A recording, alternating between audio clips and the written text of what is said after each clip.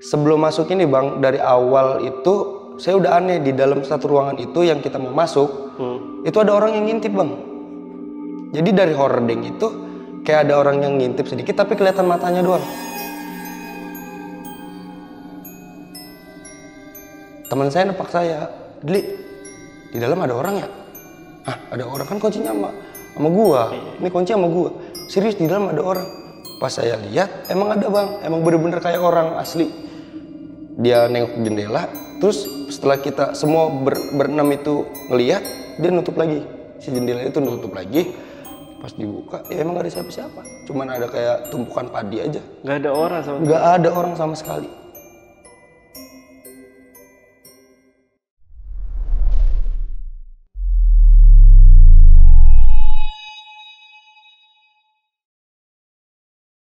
Halo semuanya, kembali lagi di Lentar Malam bareng gue Jamal. Dan di segmen Saksi Misteri kali ini gue udah kedatangan narasumber yang punya pengalaman horor ketika dia PKL di daerah Subang.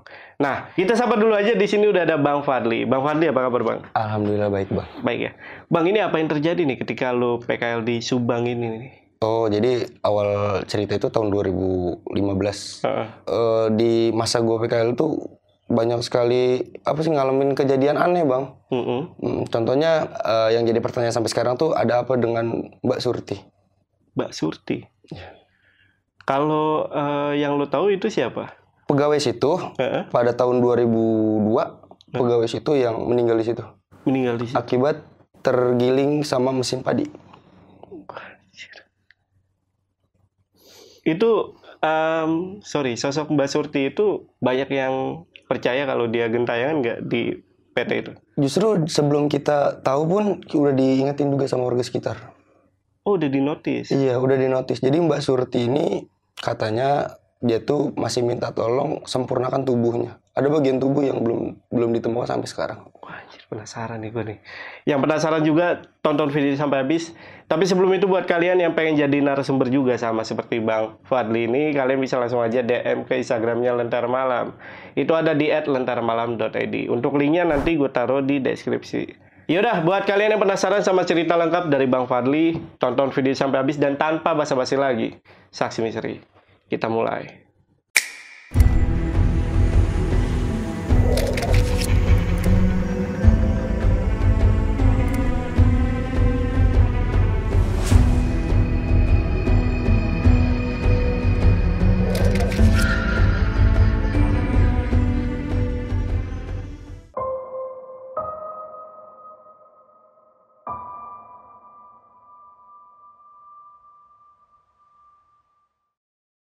Awalnya kan kita sempat sekolah di Jakarta ya, karena emang ada problem, jadi kita diharuskan untuk pindah ke kampung Bang.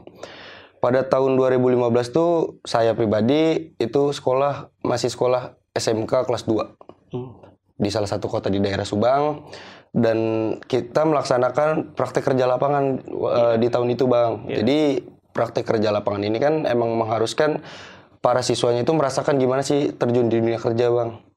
Setelah itu kita kebagian lah di salah satu PT besar di daerah tersebut yang sesuai sama bidang kita, agribisnis, tanaman pangan, dan hortikultur. Jadi di bagian itu sebelumnya ini tuh pertanian terbesar se-Jawa Barat kalau bisa disebut PT ini tuh. Iya, jadi di salah satu kota itu ada PT besar, itu kalau bisa dibilang luasnya aja sama pertaniannya itu bisa sampai 25 hektar Bang. Wah, luas banget ya. Iya. Terus dibagi menjadi 10 bangunan, 10 gedung.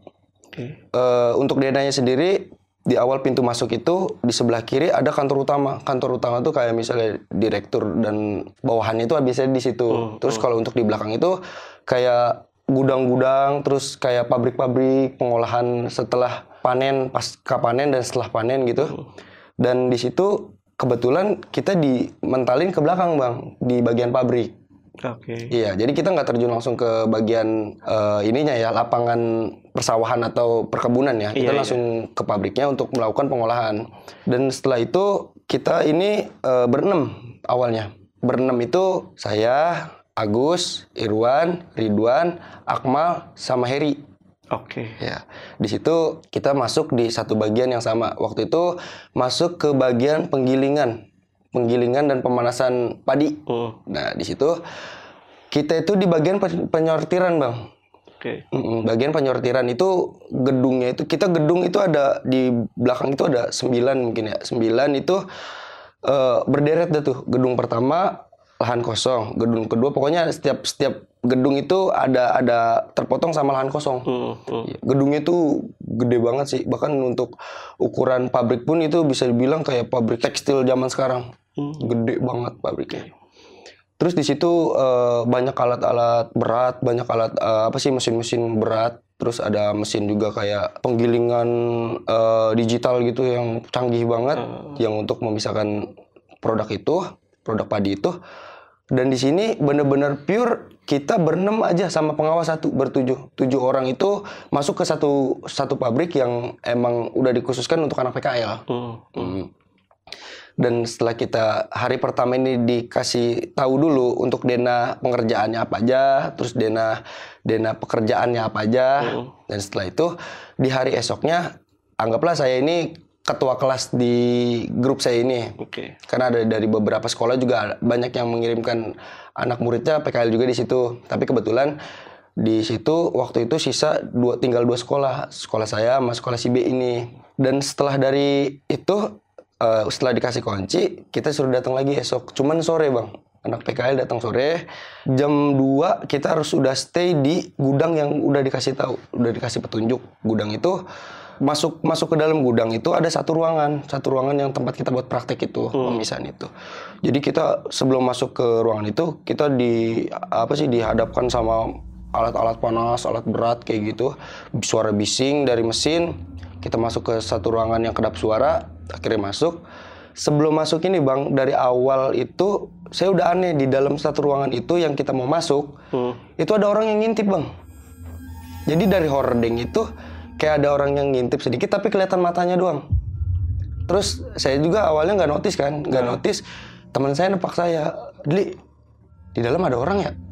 Hah, ada orang, kan kuncinya sama gua. Ini kunci sama gua. Serius di dalam ada orang. Pas saya lihat, emang ada bang, emang bener-bener kayak orang asli. Dia nengok jendela, terus setelah kita semua berenam itu ngelihat, dia nutup lagi. Si jendela itu nutup lagi. Akhirnya saya takut, ya dikarenakan saya yang pegang kunci, takut ada kehilangan nanti kita yang disalahkan. Jadi masuk ke dalam, sebelum kita masuk itu yang ke cetrek sendiri bang. Cetrek, pas banget baru masukin kunci. Pas udah ngecek gitu, kita diamin dulu agak lama, kok ini nggak berhenti. Akhirnya saya paksa buat buka tuh. Pas dibuka, ya emang gak ada siapa-siapa, cuman ada kayak tumpukan padi aja. Nggak ada orang sama sekali. Bahkan di situ dalam ruangan itu saya inget banget kemarin sebelum pulang itu saya udah beres-beres, tapi di sini posisi padi berantakan bang. Padi yang udah disusun buat besok, yang buat kerja itu, buat saya kerjakan itu, tiba-tiba berantakan. Yang ada kan tuh yang buat nampan beras tuh gitu. Itu udah buyar-buyar kemana-mana. Saya mikirnya itu mungkin tikus atau apapun ya di binatang yang ada di situ. Tapi kalau dipikir secara logika, di dalam pabrik yang alat berat dalamnya dan mesin itu kan panas bang. Nggak mungkin ada tikus juga di situ. Dan itu pun ruangan kedap suara. Jadi supaya nggak terlalu bising dan ventilasinya pun sedikit, itu pun di atas. Ya udahlah kita beresin. Kita udah nggak mikir kemana-mana karena emang niatnya kan dari awal setelah PKL ini pengen cepet-cepet keluar dari ruangan ini. Karena dari awal salah satu teman saya ini emang dia ngerasanya kok ini aneh ya. Dari awal kita masuk itu aneh. Anehnya kenapa segitu mesin banyak dan luas tapi orangnya nggak ada bang. Bener-bener nggak ada yang ngejagain. Nggak ada yang ngejagain. Dan di situ di dalam itu nggak ada tombol apapun, ada tombol saklar, tapi dia bener-bener mainin mesin itu dari luar pabrik. Ya modelnya itu kayak engsel yang naik turun gitu kan. Kalau mau on-in ke bawah, kalau mau off ke atas gitu. Terus dengar dari warga sekitar juga emang jarang ada yang masuk ke situ. Dari pekerja kan sering kita sebelum masuk tuh biasanya suka ngobrol-ngobrol dulu kan sama warga sekitar. Nah dari situ teman udah ngerasa di hari kedua itu udah ngerasa kayaknya ada yang aneh. Ya udahlah kita nggak gubris lah ya, kerjain udah beres kerjain. Teman saya ke toilet bang, teman saya salah satu teman saya ini si Harry ini. Harry ini ke toilet, pulang dari toilet bawa rambut, Bang. Hah? Pulang ke toilet bawa rambut, segumpal rambut semana ya, lumayan lah, secomot rambut gitu. Terus dia bilang gini sama saya, ini rambut perempuan bukan sih? Kan perasaan di sini pekerja berat itu nggak ada yang perempuan, laki-laki semua. Iya. Kita beranggapan, mungkin itu rambut siapa, ada anggota pekerja gitu kali yang rambutnya panjang, yang mandi di situ, akhirnya rambutnya rontok. Tapi ini rambutnya beda, Dli. Ini rambutnya beda, kenapa?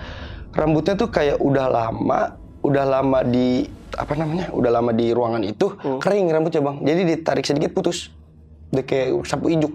Iya. Saya masih pikir positif supaya nggak pada takut. Ya udahlah, mungkin ini rambut siapa, udah biarin, buang aja, buang. Tiba-tiba di arah pintu depan, pintu saya ditimpuk pakai batu batas potong. Dari luar tuh ke dalam ruangan itu sampai kebuka, Bang. Kan awalnya nggak rapat, bukti batu batanya pun masih ada. Itu awalnya nggak rapat, nggak nutup sampai nyeklek. Tiba-tiba ditimpuk, itu langsung kebuka. Kenceng banget. Batu batanya pun masih ada di saat itu. Kita sempat lihat-lihatan tuh, Bang. Kok begini ya? Nah, diem tuh, teman saya diem, duduk. Pas udah ngerjain lagi, udah beres, udah mendekati 15 menit lagi selesai, Bang. 15 menit lagi selesai. Nggak tahu siapa yang batuk. Tiba-tiba di dalam satu, kita kan ruangan kedap suara ya, Bang. Ada yang batuk tapi nggak ada orangnya. Kita ini duduk ngelingker. Jadi ada yang batuk. Kita lihat-lihatan kok. Lu batuk? Enggak. Lu batuk? Enggak. Dari situ langsung kabur semua, Bang, keluar. Saking menurut saya, waduh, ini udah nggak wajar. Masa ada yang batuk di dalam ruangan tertutup loh. Iya. Kecuali ruangan itu nggak kedap suara, keluar otomatis masih kedengeran dong. Ini kan kedap suara. Keluar nyampe situ ada security. Pak security ini namanya Mas Har, lagi patroli. Jadi nggak masuk ke dalam. Lagi di luar, kita ngos-ngosan tuh, Bang. Ngos-ngosan, Mas Har nanya, Dek, ngapain pada lari-lari? Enggak, Pak, saya nggak coba usahain nggak cerita. Tapi teman saya ini, si Heri ini cerita, Bang. Karena dia orangnya parno kan. Teman saya ini cerita, tadi ngelihat batu bata, tapi ada yang nimpuk dari luar, nggak ada orangnya. Terus ada yang batuk juga nggak ada orangnya. Bahkan sampai di kamar mandi saya nemu ini, Pak. Ternyata itu rambut nggak dibuang sama dia, dikantongin, Bang. Hah? Dikantongin sama dia. Sama si Harry? Iya, bener-bener dikantongin. Buat apa? Nggak tahu. Kan saya bilang, sebelum itu ada timpukan, saya suruh buang dulu.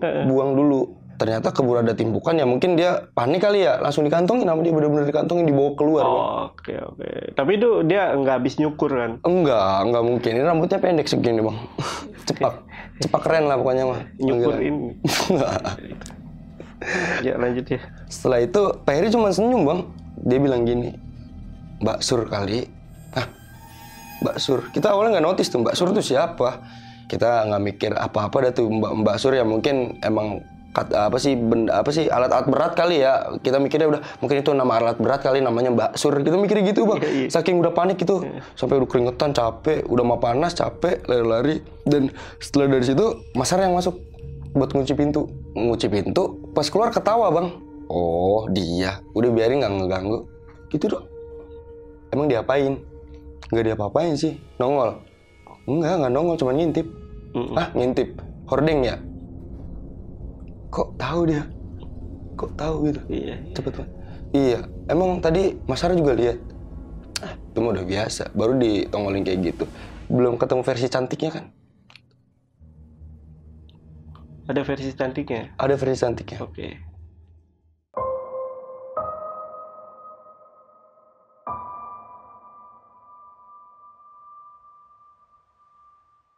Terus udah beres dari situ 5-6 hari ke depannya tuh udah kayak nggak ada gangguan dulu, nggak ada gangguan sebelum kita pindah ke pabrik yang lain. Jadi di akhiran ini di 2 hari sebelum kita pindah pabrik, teman saya ini ada yang sakit nggak masuk, jadi kita masuk berempat. Jadi kita masuk berempat di situ, posisi waktu itu hari Jumat. Jadi saya lupa waktu itu ada barang yang ketinggalan di hari Jumat itu. Nah kayak saya datang duluan sebelum sholat Jumat. Datang duluan buat ngambil gantungan kunci rumah. Saya lupa, saya ambil dalam sendiri. Di situ datang sendiri, nggak ada siapa-siapa. Bahkan pekerja sekalipun, sampai kalau dilihat 1-2 orang pun nggak ada sama sekali. Mesin mati, adem di dalam. Kejadian lagi yang waktu ada yang ngintip lagi, Bang. Cuman bedanya dia satu muka sekarang. Beda satu muka. hordeng nggak diangkat, tapi palanya segini. Ngeliatin saya senyum, terus pakai konde gitu kan, pakai konde ada tusuk kondenya, sambil senyum. Cantik orangnya, cantik banget, cantik cuman pucat, bibir bawahnya tuh putih, nggak ada ininya. Oke. Cantik gitu. Terus saya pikir siapa? Saya pikir emang lagi ada pengawas di dalam, karena posisi pintu kebuka emang. Oh, udah kebuka Pintu ini? udah kebuka, pintunya udah kebuka. Kayaknya ada pengawas saya yang masuk duluan, mungkin saya pikirnya gitu ya, kebuka. Otomatis saya udah nggak notice, langsung masuk. Pas masuk emang nggak ada siapa-siapa. Hah? Nggak ada siapa-siapa. Bahkan kita masuk gitu nengok, nggak ada siapa-siapa. Tapi kalau kita keluar kayak gitu, palanya masih ada. Hah? Palanya masih ada. Palanya masih ada segini. Cuman masih nembus gitu bang. Gimana sih? Kalau kita nggak solid, ngerti nggak? Mukanya tuh nggak solid tuh masih nembus ke ininya, ke hordengnya. Jadi nggak solid banget kan. Biasanya kalau muka orang mah solid ya. Oh, karena kehalangan si Enggak, hordeng ya? jadi muka baru hordeng. Jadi dimasukin gitu palanya. Iya. Tapi nggak ada, kita lihat nggak ada.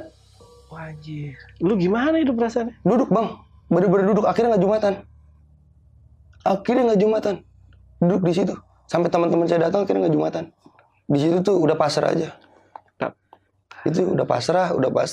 Bingung nih, ini gimana ya? Mau saya izin pulang aja apa gimana? Buset, ngeliat itu kayaknya kaki sama tangan tuh udah nggak bisa ngomongin, kayak udah pasrah aja gitu. Sambil nengok gini ada palanya, gini nggak ada badannya, ada palanya nggak ada badannya. Itu ngeri cuy, iya ngeri banget. Serius. Aduh, sampai saya bilang, oh yang dimasuk Mas Hartu ini kali versi cantiknya. Ini kali versi cantiknya. Cuman ya secantik-cantiknya yang kayak gitu bang, cantik-cantik kayak gitu. Kalau ngeliat kagak ada badannya emang ngeri juga. Itu keadaan siang lah ya? Siang, sebelum Jumatan. Iya. Sebelum Jumatan, bener-bener sebelum Jumatan. Di situ teman-teman akhirnya ngerjain, saya istirahat lah di kolong meja gitu, istirahat tiduran. Kepala pusing banget, nggak enak badan nih kayaknya. Oh ya udah, mereka pada ngerjain, kita tidur. Terus mimpi lagi. Mimpinya seolah-olah dejavu bang. Yang udah kealamin kejadian lagi, mimpinya dejavu. Dari yang kejadian mana nih? Yang tadi pala itu. Oke.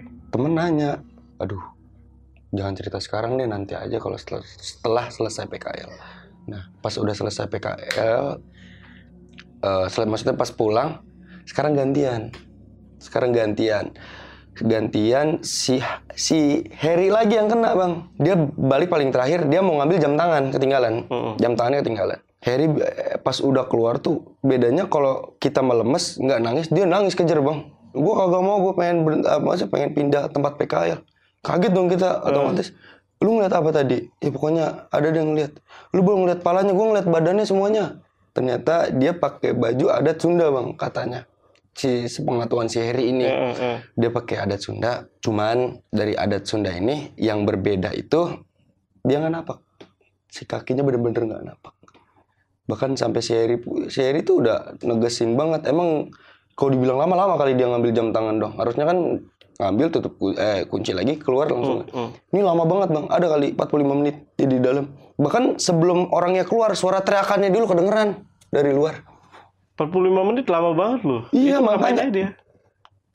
Kita ngiranya dia mungkin apa sih, susah kali buka. Emang si kunci itu agak susah nyetekinnya. Mungkin kita mikirnya dari situ. Tadinya temen saya ini, kalau nggak saya mau masuk, mau nyamperin. Iya, mau disamperin. Maksudnya nih orang kenapa? Apa ketiduran? Takutnya kan ngerinya kayak gitu, ngantuk, capek, ketiduran gitu. Ternyata enggak, dia keluar nangis, dia buka kayak anak kecil banget bang. Gue mah apes, kenapa gue mulu yang kena katanya. Gue mulu, rambut udah kemarin, sekarang pakai itu si cewek lagi, mana cantik banget, dia bilang gitu. Udah cantik katanya, cuman yang bikin bingung dia nggak napak di tanah. Dia cuman apa sih, cuman ngomong kayak gini si Mbak Surnya nih, kamu ganteng deh, di sini aja sama aku. Dia udah nangis kejar, dan esokan setelah dia ngelihat itu nangis, kita pulang tuh bang, udah nangis pulang. Itu di motor masih begitu bang, udah kayak anak kecil bener. Udah selesai dari situ pulang, besokannya nggak masuk dulu. Takut ketemu Mbak Sur suka sama gua kata. Takut dibawa. Nah udah dari situ berlima lagi lah kita. Tapi di hari itu, hari Sabtunya kita masuk, nggak ada gangguan, nggak ada Harry ini. Nggak ada gangguan sama sekali, nggak ada gangguan sama sekali, ya normal aja. Akhirnya pas udah beres dari situ, wah Mbak Sur ini ternyata ada yang mau disampaikan bang. Kita cerita sama ngobrol lagi ngopi sama warga nih.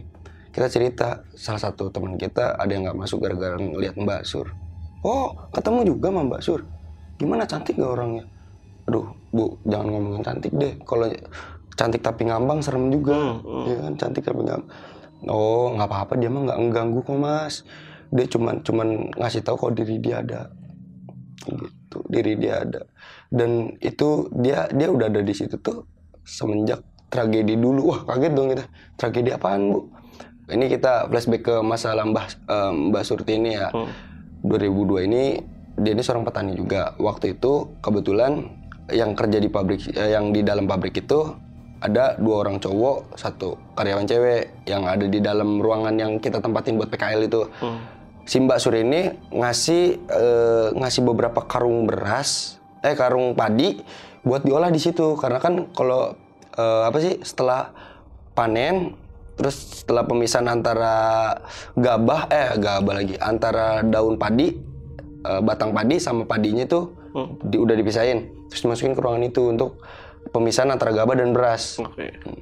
Setelah dari situ, udah nih bang, dia masuk ke dalam. Salahnya dia mau ngerjain itu sendiri bang. Maksudnya kan karena emang di situ kan sistemnya bagi hasil katanya. Di zaman dulu tuh bagi hasil. Jadi dia ada yang ngebantuin, ya harus dibagi duitnya. Karena dia inisiatif sendiri, udahlah saya masih sanggup. Biarpun perempuan mungkin kuat kali ya. Tapi karung berasnya itu ukurannya 50 kilo bang. Berat itu. Berat banget, berat banget. Dan di hari itu katanya emang posisinya si 2 karyawan cowok ini lagi nggak di situ bang. Jadi dia lagi di bagian depan, di mesin depan yang alat penggilingannya lebih kecil karena muatannya sedikit. Mbak Sur ini datang dengan muatan yang banyak. Dia tuh datang sekitar bawa padi itu sekitar 2 atau 3 kintal gitu. Datang itu. Dia mau giling sendiri awalnya. Udah dimasukin tuh sama pengangkut padinya dari luar ke dalam. Dia mau ngerjain sendiri. Nggak tahu kenapa, nggak tahu ada musibah apa, tiba-tiba kepleset tapi palanya duluan masuk. Anjir. Bahkan sampai setelah, kan biasanya kan kalau itu langsung masuk karung ya bang. Saya masuk karung. Itu masuk karung tuh bener-bener udah potongan semua. Udah kepotong semua dari pala sampai kaki. Yang terselamatkan cuman pergelangan kaki, nggak ikut kegiling. Bener-bener 1 karung full badan dia dong. Udah hancur. Darah semua, darah. Dan udah kayak gitu, yang bikin Mbak Sur ini masih penasaran itu katanya ada bagian tubuhnya yang hilang kan. Awalnya kita bilang bagian tubuh yang dia cari kan.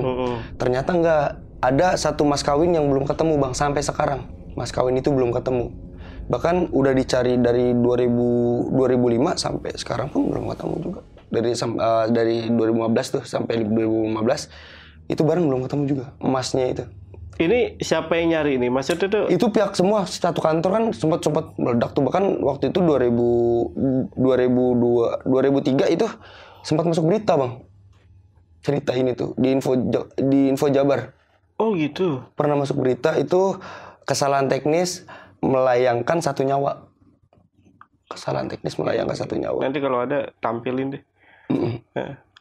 Terus kalau pas udah selesai dari situ, katanya si Mas itu belum ketemu sampai sekarang. Sebenarnya dia mau pergi kalau Mas itu ketemu, sedangkan Masnya udah nggak tahu sama siapa. Dia mau pergi kalau Mas itu dia tuh udah sebenarnya dari zaman sebelum saya ketemu Mbak Sur ini, udah banyak paranormal yang datang. Maksudnya pemangku adat yang datang. Dia cuma minta Mas dia balik, Mas kawin. Oh, makanya dicariin tuh. Iya, itu sampai satu kantor itu ikut nyari. Tapi jangan-jangan kan di karung yang itu loh yang. Soalnya waktu pemandian jenazah pun dicari, Bang. Nggak ada ya? Kan kalau pemandian jenazah itu semua barang, semua yang dikenakan sama jenazah itu harus dicopot kan? Otomatis waktu dimandiin jenazah juga udah tersortir dong. Biarpun udah hancur lebur kayak gitu kan. Udah bahkan sampai mukanya aja udah nggak kelihatan, nggak. Udah dicari nggak ada, sampai salah satu pemangku adat bilang ini mah udah dijual, nggak tahu sama siapa. Apanya? Emasnya. Jadi ada dari 3 orang ini, jadi salah satu ini katanya ada yang ngambil emas itu. Setelah dia lagi kecelakaan loh, segitu dia udah kegiling tapi emasnya masih diambil. Iya itu bisa jadi sih. Bisa jadi karena kan posisi di situ ada bertiga doang kan, ada satu perempuan juga sama 2 laki-laki yang lagi jaga di depan, lagi ngedisel di depan.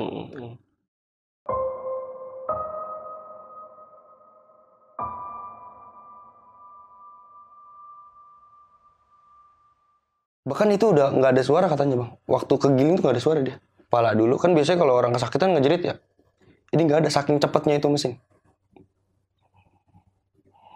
Gimana mau bersuara bang? Kan cepet itu kan. Kepalanya dulu lagi. Iya. Mungkin kalau kakinya masih bisa teriak lah ya. Iya. Ini bener-bener kepalanya dulu. Jadi jatuh kepleset. Dia tuh lagi ngadep ke belakang, kepleset gitu. Kepalanya masuk ke dalam. Kepala belakang udah langsung. Ingat banget. Terus apa lagi yang terjadi? Nah setelah dari situ makanya sampai sekarang si pemangku adat bilang, kamu boleh di sini, cuman jangan mengganggu karyawan saya. Dia cuma bilang oke, saya cuma niat mau nyari emas saya kok, saya nggak ngeganggu kalian. Cuman kalau mohon maaf jika kehadiran saya membuat kalian takut. Dia bilang, saya nggak mencelakakan kalian. Seperti saya nggak mau kalian tuh merasakan apa yang saya rasakan dulu. Dia bilang gitu. Oh ya udah kamu diem di sini. Jadi sebelum kita 2015 masuk PKL ini, 2010 ada juga yang PKL bang. Cuma bedanya yang PKL ini sampai gara-gara diteror sampai rumah. Gara-gara si cewek itu pakai emas. Cuma gara-gara itu? Gara-gara pakai emas. Waktu itu PKL dia berdua, cewek semua dua-duanya. Dia pakai emas. Mungkin yang dianggapan Mbak Sur ini itu emas dia kali. Makanya dia diteror itu sampai depresi bang, badannya kurus banget. Tapi di rumah kan? Di rumah, bener-bener. Jadi setelah PKL itu masih diteror bang. Yang kita dengar dari warga sekitar sih, kenapa? Jadi di rumah nih dia ngeliat ibunya seolah-olah ngeliat Mbak Sur ini, ngeliat bapaknya seolah-olah ngeliat Mbak Sur ini. Dia nggak keluar kamar itu seminggu, nggak makan bang, nggak makan nggak minum. Pas pihak keluarga udah saking keselnya dia nggak keluar, dia coba masuk, ya udah posisi. Terus kita mikir ya mudah-mudahan nggak kayak gitulah ya. Yang saya pikirin cuma satu bang, saya nggak kena teror, yang lain nggak kena teror. Harry ini yang kena mulu. Harry ini yang kena mulu. Terus waktu dia masuk di hari Senin itu, kita lanjut di hari Senin ya udah pindah pabrik. Si Harry bilang bang, ini Mbak Sur ngikutin saya sampai mimpi. Katanya dia suka. Yang dia bilang, kamu mirip suami saya. Masih kecil. Tapi emang mukanya muka ya anak-anak sekarang juga kelihatan kali kalau yang muka dewasa gimana. Oh iya. Ya kan udah kumisan, udah jenggotan kayak gitu. Kamu mirip suami saya. Cerinya bilang, saya bukan suami kamu, saya aja masih sekolah, gimana saya udah punya istri. Dia bilang gitu. Kamu mirip suami saya. Kamu ikut aku yuk. Gitu. Si Harry masih dimimpin tuh. Masih dimimpin. Oke. Udah kayak gitu, masuk dia udah cerita kayak gitu. Dia tenang nih, senang. Dia orang paling senang setelah kita pindah pabrik.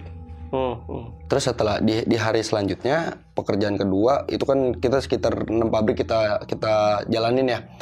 Di hari kedua saya kira selesai di pabrik pertama ini udahlah gangguan di situ doang. Ternyata masih ada lagi dan ini lebih parah bang. Ini lebih ke main fisika kita. Di pabrik kedua ini. Tapi masih satu kawasan kan ya? Cuman pabrik kepotong udah pabrik lagi gitu kan. Udah masih satu deretan yang sama lah ya. Iya. Cuman emang cara kerjanya udah beda tuh. Di situ posisi kita di bagian penjemuran padi. Sebelum proses pemisahan, kita melakukan penjemuran dulu supaya padi itu lebih solid lah dan nggak hancur ketika digiling.